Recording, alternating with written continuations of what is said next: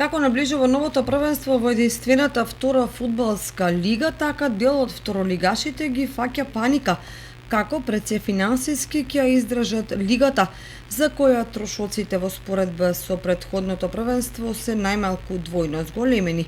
Ако поделбата меѓу двете лиги, Исток и Запад, значеше патување и играње само на половина од државата, сега, како и праволигашите и второлигашите ќе мора да обезбедуваат превоз од Пехчево до Охрид, Гевгелија, Тетово и други дестинации. Задоволството и еуфоријата кај клубовите што обезбедија учество во втората лига набрзо спласна, откако почнаа да ги кројат плановите за новото првенство, со тоа и буџетите и преограничени извори на финансирање. Веројатно не се случајни бројните трансфери на фудбалери од посиромашните клубови кои немајќи пари, иако им се потребни, ги пуштаат да си заминат столбовите во екипите.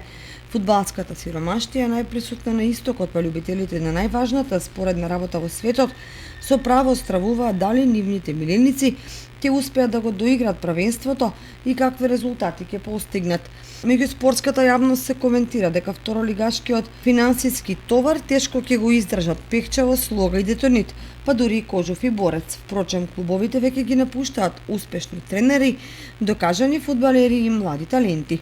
Од тука останува да се види како ќе заврши овој амбициозен проект на ФФМ, кој сигурно ќе започне со сериозни проблеми, но и со неизвестност околу навременото плаќање на котизацијата и другите давачки кои се предуслов за играње во лигата.